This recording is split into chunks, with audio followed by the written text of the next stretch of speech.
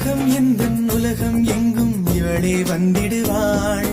உயரம் கொஞ்சம் வளர்ந்த போதும் குழந்தை என்றிடுவாள். உள்ளங்கையில் பாசம் வைத்து உணவை தந்திடுவாள். உறங்கும் போதும் உறங்காமல் என் அருகில் நின்று